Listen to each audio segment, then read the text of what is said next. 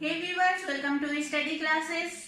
आज का वीडियो बहुत इंपॉर्टेंट होने वाला है, बिल्कुल अलग है, क्योंकि आज के वीडियो में हम लोग देखेंगे यूपी बोर्ड में जो नए बदलाव किए गए हैं इस कोरोना महामारी के कारण। सामाजिक विज्ञान में कौन से पाठ्यक्रम यानी कौन से लेसन आप लोग के हटाए गए हैं, अब की बार यानी 2021 में एग्जाम में पूछे जाने वाले कौन से लेसन बनते हैं, उसके ऊपर बातचीत करेंगे हम लोग। मैंने यूपी बोर्ड का मैथ्स और साइंस के सिलेबस के ऊपर भी वीडियो बना दिया, आप लोगों ने नहीं देखा है तो पहले चेक कर लीजिए, डिस्क्रिप्शन में लिंक मिल जाएगा आप लोगों को। तो चलिए स्टार्ट करते हैं। तो सामाजिक विज्ञान, सोशल साइंस में तो जैसे कि आप लोगों को पता ही है, इतिहास, भूगोल, नागरिक और अर्थशास्त्र होता है। 10th में अर्थशास्त्र भी है यानी इकोनॉमिक्स भी है। तो सबसे पहले देखिए, सबसे पहले मैं कहना चाहूंगी कि जो इतिहास में जो मैं समझा देती हूँ सबसे पहले। तो इतिहास में देखिए, इतिहास में जितने भी क्वेश्चन पूछे जाएंगे उसमें से आप लोगों का अंक जो बनेगा वो 20 अंक का बनेगा, ठीक है। उसी तरह से भूगोल में भी 20 अंक का प्रश्न आप लोगों के क्वेश्चन में आएगा, यूपी बोर्ड, ठीक है। यूपी बोर्ड की बात कर रही हूं मैं। फिर आता है राजनीति यानी नागरिक शास्त्र, ठीक है। नागरिक शास्त्र में आप लोगों का जो अंक बनेगा वो बनेगा 15 नंबर का। 15 नंबर यानी नागरिक शास्त्र से आप लोगों का 15 मार्क्स आएगा, जो कि बहुत इंपॉर्टेंट है। और इसी तरह अर्थशास्त्र में भी 15 नंबर का क्वेश्चन आएगा। अर्थशास्त्र में 10th में अर्थशास्त्र में कुछ ज्यादा पढ़ना नहीं होता है, ठीक है। अब देखिए 20, 20, 15 और 15, ठीक है। और आप लोगों को प्रोजेक्ट कार्य जो मिलता है स्कूल से वो भी मिलेगा इस बार भी। जो प्रोजेक्ट कार्य होगा वो 30 अंक का होगा। प्रोजेक्ट कार्य कितना होगा, जो प्रोजेक्ट कार्य दिया जाता है वो इस बार भी दिया जाएगा आप लोगों के स्कूल विद्यालय से, तो वो होगा 30 मार्क्स का। तो टोटल मिला के 100 बनेगा। 100 अंक का ही प्रश्न पत्र आएगा, ठीक है। तो इतिहास सबसे पहले एक बार बात कर लेती हूँ मैं। इतिहास देखिए, इतिहास में 20 अंक, भूगोल में 20 अंक। तो इतिहास और भूगोल को आप लोगों को जितने भी लेसन है मैं बताने वाली हूँ, तो आप लोगों को बिल्कुल अच्छे से कवर कर लेने हैं। कुछ ही पार्ट है इतिहास में, अगर पूरा बुक में देखा जाए, पूरी किताब में देखी जाए तो आई थिंक 7 से 8 आप लोगों का लेसन है, अध्याय है, लेकिन उसमें भी कटौती कर दी गई है। तो इससे आप लोगों को सिलेबस कवर करने में भी कोई दिक्कत नहीं होगी। अभी बहुत टाइम है, आप लोग सिलेबस कवर कीजिए। जो प्रीवियस ईयर के क्वेश्चन बनते हैं आप लोगों के पास वो अच्छे से रिवाइज कीजिए, लिखने की कोशिश कीजिए। सबसे ज्यादा जरूरी है इतिहास और भूगोल में, और नागरिक में भी। मैं तो कहूंगी इतिहास और नागरिक के जो प्रश्न हैं आप लोगों के पास, प्रीवियस ईयर के जितने भी प्रश्न है उसको लिखने का लिख के कोशिश कीजिए। लिखने का जो हैबिट है वो अच्छा कीजिए, ठीक है। तो इतिहास और भूगोल में ज्यादा ध्यान देना, ध्यान तो सब में ही देना है, लेकिन इतिहास और भूगोल में 20-20 अंक है, तो उसको आप लोग को अच्छे से कवर कर लेना है अभी से, ठीक है। अब चलिए मैं बता रही हूँ इतिहास में कौन कौन से प्रश्न, कौन कौन से लेसन आप लोगों के पास हैं। तो सबसे पहले तो यूरोप में राष्ट्रवाद का उदय, ये शायद एनसीईआरटी बुक में लेसन 1 में ही है। यूरोप में राष्ट्रवाद का उदय लेसन नंबर 1। शायद बुक में लेसन कुछ अलग हो सकता है, लेसन का नंबर कुछ अलग हो सकता है, लेकिन मैं यहाँ पे शीर्षक तो बता दे रही हूँ, तो कुछ दिक्कत नहीं होगी। आप लोग अपना बुक निकालिए और मार्क करते जाइए कि कौन कौन से लेसन है आप लोगों के इस बार के पाठ्यक्रम में।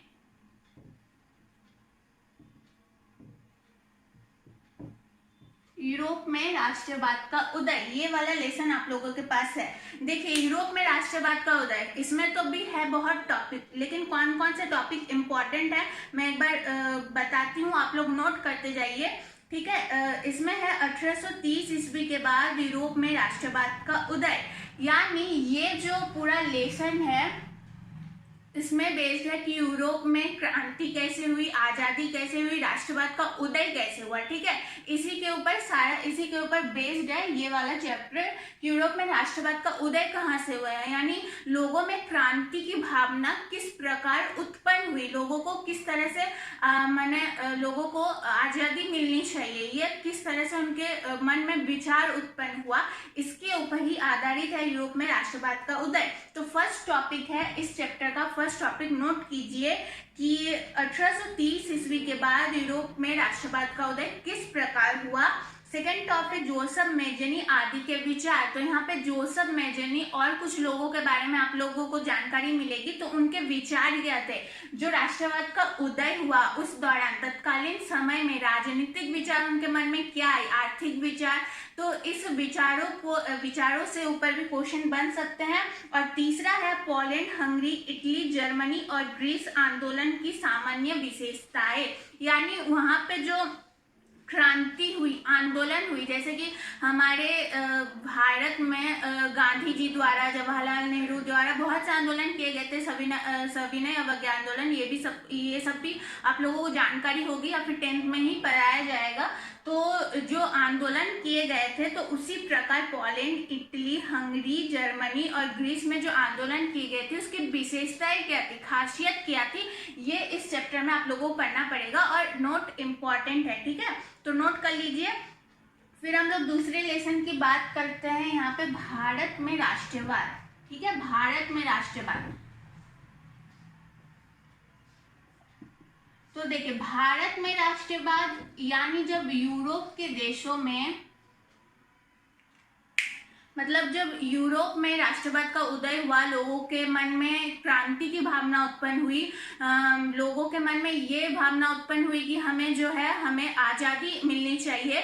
तो उसी प्रकार यूरोप के बाद भारत के मन में भी, भारत के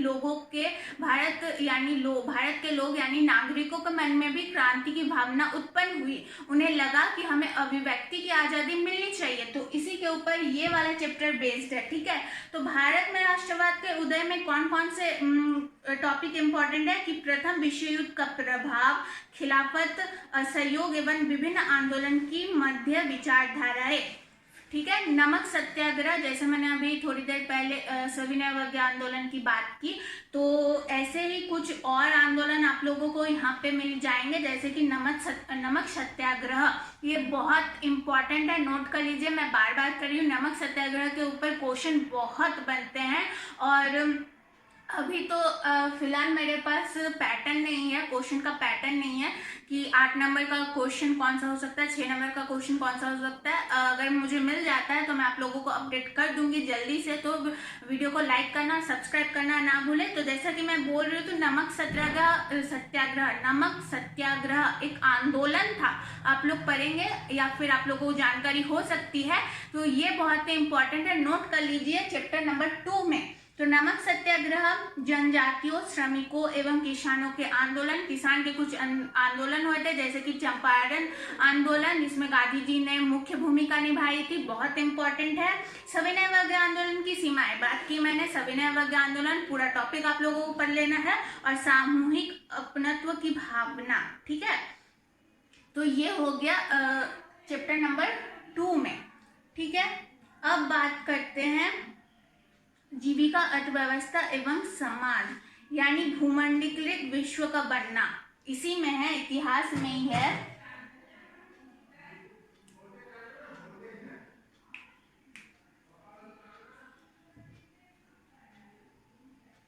क्या था? भूमंडलीकृत विश्व का बनना।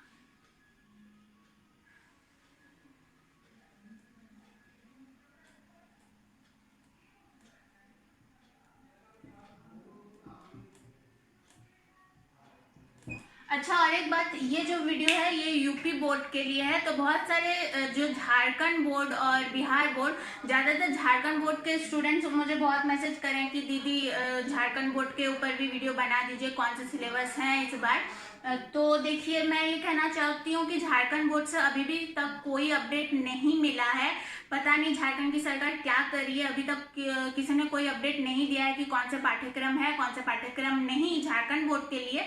तो इसके ऊपर मैं तो कुछ नहीं कर सकती, लेकिन मैं कहूँगी अगर आप लोग देख रहे हैं इस वीडियो को, तो इस वीडियो से भी तैयारी आप लोग कर सकते हैं। झारखंड बोर्ड के स्टूडेंट के लिए ये बात मैं कह रही हूँ, ठीक है।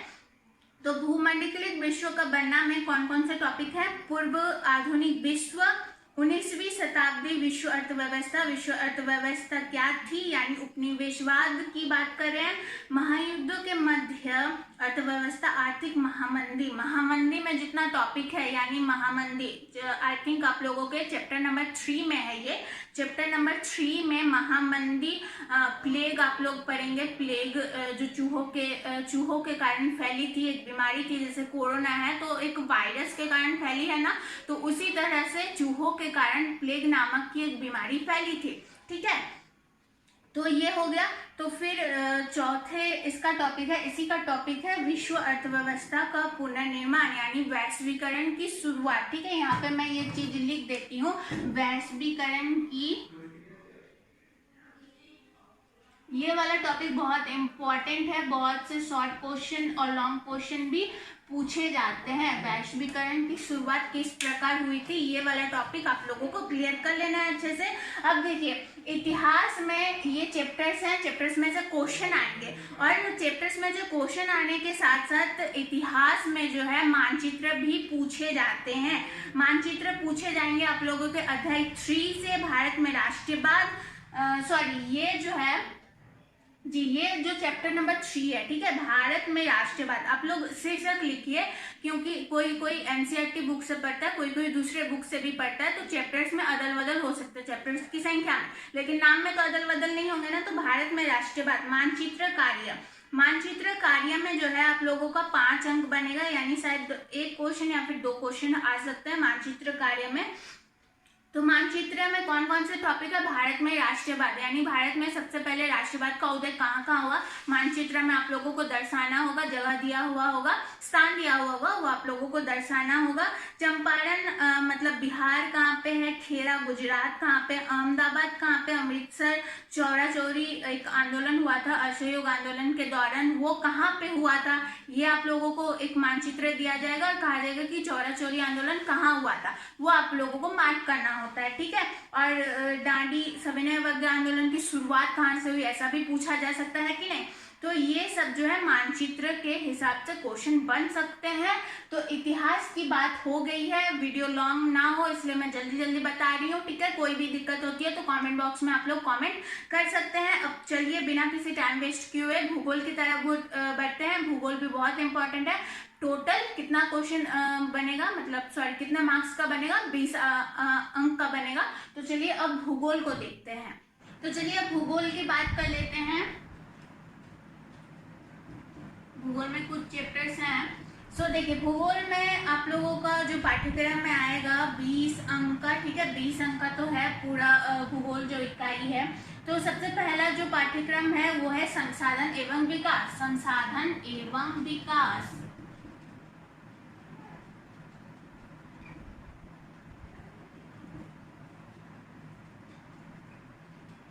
देखिए, वीडियो लंबी ना हो जाए इसीलिए मैं शीर्षक बता रही हूँ, थोड़ा सी बात कर रही हूँ, फिर आगे बढ़ूँ, ठीक है। आप लोगों को कुछ दिक्कत होता है तो कमेंट बॉक्स में कमेंट कीजिए, कुछ समझ में नहीं आता है तो संसाधन एवं विकास पहले तो कर लीजिए, टिक कर लीजिए अपने बुक में। फिर दूसरा जो पाठ्यक्रम है वो है वन एवं वन्यजीव संसाधन, वन एवं वन्यजीव संसाधन, ठीक है, ये आप लोगों का दूसरा पाठ्यक्रम में आ जाएगा। तीसरा पाठ्यक्रम जो है वो है जल संसाधन। जल संसाधन तो आप लोगों बचपन से ही पढ़ते आ रहे हैं कि संसाधन क्या है और जल संसाधन, जल संरक्षण किस प्रकार किया जा सकता है, ठीक है। जो चौथा आप लोगों के पाठ्यक्रम में होगा, सिलेबस में होगा, वो है कृषि, कृषि चैप्टर एंड कृषि। और फिर आता है खनिज तथा ऊर्जा संसाधन, खनिज तथा ऊर्जा संसाधन। एक्चुअली भूगोल में ज्यादा पाठ्यक्रम हटाए नहीं गए हैं, खनिज और संसाधन, ठीक है। खनिज तथा ऊर्जा संसाधन। ऊर्जा संसाधन में कितने प्रकार के ऊर्जा संसाधन है, ये वाला क्वेश्चन जो है बहुत बार पूछा जाता है। और सबसे लास्ट है राष्ट्रीय अर्थव्यवस्था की जीवन रेखाएं, यानी परिवहन, कहूँ तो परिवहन, ठीक है, परिवहन। तो 6 है, 6 टोटल आप लोगों के पाठ्यक्रम में है।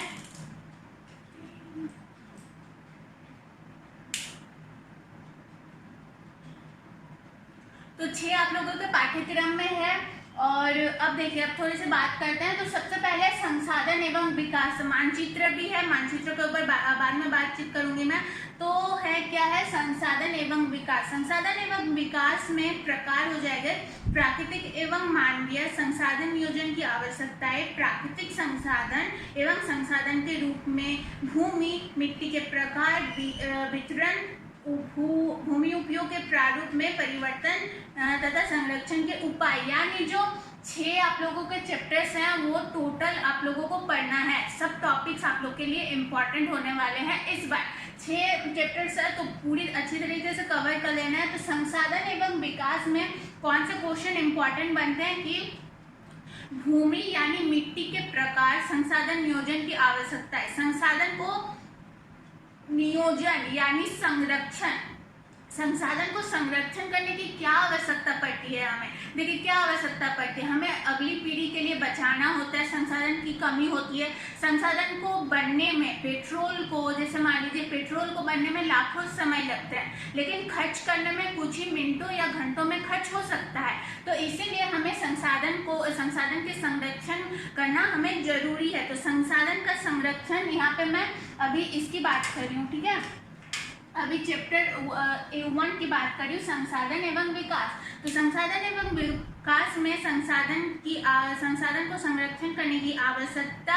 और यहाँ पे और एक क्वेश्चन मैंने पढ़ा, भूमि मतलब मिट्टी के कितने प्रकार होते हैं, संरक्षण के उपाय, ठीक है। सभी संसाधन को हम किस प्रकार से संरक्षण कर सकते हैं, उपाय क्या क्या है। तो ये जो कुछ क्वेश्चंस इम्पोर्टेंट है। अब वन एवं वन्यजीव संसाधन, वन जो है वो किस प्रकार संसाधन है, हमारे किस प्रकार उपयोग में आता है, हमें उसके संरक्षण कैसे कर सकते हैं, यानी उपाय क्या है, ठीक है। तीसरे जो है, ये सब बिल्कुल आप लोगों को सेम लग रहा होगा क्योंकि संसाधन के ऊपर बेस्ड है सारे चैप्टर, तो बिल्कुल सेम है। जल संसाधन, ठीक है। तो जल संसाधन में आप लोगों को वही पढ़ना है कि जल किस प्रकार से संसाधन है, जल का उपयोग हमें किस तरह अच्छे बेहतर से करना चाहिए, हम किस तरह से उसकी संरक्षण कर सकते हैं। जल संरक्षण के बारे में आप लोगों ने पढ़ा ही होगा, छत जल संग्रह, छत में बारिश का पानी छत से होते हुए किसी टैंकी में इकट्ठा कर लेना, वो छत जल संग्रहण कहलाता है। तो उसी प्रकार कृषि कहाँ पे कौन सी कृषि होती है, बाजरे की कृषि कहाँ होती है, धान की कृषि कहाँ होती है, ये ऊपर आप लोगों को कृषि के ऊपर पढ़ना है। तो ये जो 6 चैप्टर्स है सारे इम्पोर्टेंट है, यानी ये पाठ्यक्रम में आप लोगों के उपस्थित है। 20 अंक का क्वेश्चन बनेगा भूगोल से। एंड फिर है खनिज तथा ऊर्जा संसाधन। खनिज क्या है, संसाधन क्या है, खनिज में क्या विशेषताएं होती है, संसाधन में क्या विशेषताएं होती है, ये आप लोगों को पढ़ाया जाएगा। और ऊर्जा संसाधन यानी सौर्य ऊर्जा कैसे बनता है, क्या होता है, वो आप लोगों को पढ़ना है। इसमें मतलब ऊर्जा संसाधन में आप लोगों को कई प्रकार के संसाधन के ऊपर बातचीत होती है इस चैप्टर में। परिवहन कैसे होते हैं, कहाँ पे पहाड़ी इलाके में कैसा परिवहन है, स्थलीय में कैसा परिवहन है, जल परिवहन क्या क्या है, हमारे पास कौन कौन सा परिवहन है उपलब्ध है, इसके बारे में आप लोगों को पढ़ना है भूगोल में, ठीक है। तो फिर आप लोगों के मानचित्र में आ जाएगा संसाधन और विकास, ठीक है। संसाधन और विकास, मृदाओं के प्रमुख प्रकारों की पहचान, कहाँ कौन सी क्या मृदा है, मानचित्र की बात कर रही हूँ यहाँ पे, ठीक है मैंने। तो यहाँ पे भूगोल में भी मानचित्र पूछा जाता है। तो मानचित्र में आप लोगों का कि यहाँ से जो एक मिनट, संसाधन एवं विकास में कि मृदाओं के प्रमुख प्रकार, मैंने थोड़ी देर पहले कहा कि मृदाएं यानी मिट्टी कौन सी मिट्टी का कहाँ पाई जाती है, हमारे भारत में मिट्टी के कितने प्रकार प्राप्त हैं, ये सब हमें पढ़ना होता है। मानचित्र में भी कुछ ऐसा ही है। तो मानचित्र आप लोगों का आएगा भूगोल में, ठीक है। अब भूगोल की बात हो गई, अब हम जल्दी से देख लेंगे नागरिक शास्त्र में। नागरिक शास्त्र में कुछ ही चैप्टर्स आप लोगों के हैं, तो चलिए देख लेते हैं। तो चलिए अब नागरिक शास्त्र की बात कर लेते हैं। तो नागरिक शास्त्र में भी टोटल आप लोगों का जो है इकाई है, इकाई में बटा हुआ है, 2 इकाई में बटा हुआ है, ठीक है। पॉल साइंस जो है नागरिक शास्त्र आप लोगों का, नागरिक जो है वो आप लोगों का 2 इकाई में बटा हुआ है। तो फर्स्ट इकाई में जो आप लोगों का चैप्टर है वो है चैप्टर नंबर 1, 2 और 3। चैप्टर नंबर 1 और 2 और 3, और चैप्टर नंबर 2 में है चैप्टर नंबर 5 और चैप्टर नंबर 6, ठीक है। चैप्टर नंबर 6 यहाँ पे मैं बात करती हूँ। तो अध्याय 1 एवं 2 में है सत्ता की साझेदारी एवं संवाद, सत्ता की साझेदारी एवं संवाद चैप्टर नंबर 1 और 2 में, ठीक है। एक एक बात को ध्यान से समझिए। सत्ता की साझेदारी एवं संवाद अध्याय नंबर 1 और 2 में है। सत्ता की साझेदारी में कौन कौन से प्रश्न पूछे जा सकते हैं, लोकतंत्र देशों में सत्ता की साझेदारी क्यों और कैसे, लोकतंत्र में सत्ता को कैसे विभाजित किया जाता है, उसकी साझेदारी, उसका संवाद करने का क्या क्या तरीका है, ये हम देखते हैं। तो सत्ता की साझेदारी क्यों होती है और कैसे होती है, चैप्टर नंबर 1 और 2 में बात कर रही हूँ मैं, ठीक है। आप लोगों को नोट करना तो नोट कर लीजिए। कैसे शक्ति का संघीय विभाजन राष्ट्रीय एकता में सहायक रहा है, किस सीमा तक विकेंद्रीकरण ने इस उद्देश्य की पूर्ति की है, लोकतंत्र किस प्रकार से विभिन्न सामाजिक समूह को समायोजित करता है। मतलब कि यहाँ पे देखिए टोटल आप लोगों का 5 चैप्टर है। 5 चैप्टर में अब कुछ ही टॉपिक आप लोगों को पढ़ने हैं, कुछ ही टॉपिक आप लोगों को पढ़ने हैं। एक काम करूंगी मैं, डिस्क्रिप्शन में आप लोगों को टोटल ब्यौरा दे दूंगी। डिस्क्रिप्शन में जाइए, ठीक है, डिस्क्रिप्शन में जाइए, वहां आप लोगों को लिखित रूप से मिल जाएगा। मैं लिखित रूप से दे दिया रहूंगी पॉल साइंस के बारे में, ठीक है। पॉल साइंस के बारे में चैप्टर नंबर जो 3 है, अध्याय 3 है, वो है लोकतंत्र और विविधता। क्या लोकतांत्रिक व्यवस्था में विभाजन निहित है, जाति की राजनीति और राजनीति का जाति पर क्या प्रभाव रहा है, यानी चैप्टर नंबर 1, 2, 3 टोटल आप लोगों को टॉपिक क्लियर करने हैं, टोटल आप लोगों को टॉपिक कवर करने हैं, ठीक है। और चैप्टर नंबर 5 में जो है आप लोग टिक कर सकते हैं लोकप्रिय संघर्ष और आंदोलन, और चैप्टर नंबर 6 में लोकतंत्र के परिणाम। ये हो गया नागरिक शास्त्र। नागरिक शास्त्र में मानचित्र तो आता नहीं है, लेकिन इसमें टोटल अंक है 15 अंक, 8 और 7। इसमें आप लोगों का 8 मार्क्स का आता है, 8 अंक का आता है, और इसमें 7 अंक का। तो चैप्टर नंबर 5 जो चैप्टर है वो आप लोगों को बिल्कुल अच्छे से कवर कर लेने हैं। 15 नंबर का जो है वो नागरिक शास्त्र से क्वेश्चन बनेगा, ठीक है। अब सिर्फ है हमारे पास देखिए चैप्टर नंबर 4 भी है यहाँ पे, मैंने शायद देखा नहीं है। चैप्टर नंबर 4 है लोकतंत्र की चुनौतियां, सॉरी अध्याय 8 है, सॉरी अध्याय 8 है लोकतंत्र की चुनौतियां। ये भी आप लोगों के पाठ्यक्रम में शामिल है, लोकतंत्र की चुनौतियां, ये भी शामिल है। तो देखिए ये हो गया नागरिक शास्त्र। आप लोग डिस्क्रिप्शन में जाइए, ब्यौरा आप लोगों को मिल जाएगा। नागरिक शास्त्र में मैंने समझा दिया है। अब चलिए सब बात कर लेते हैं। बचा है हमारे पास इकोनॉमिक्स यानी अर्थशास्त्र। अर्थशास्त्र में भी 15 मार्क्स का क्वेश्चन आएगा, 15 मार्क्स का क्वेश्चन आएगा। तो इकाई 1 और 2 में विभाजित है। तो इकाई 1 में जो है आप लोगों का, इकाई 1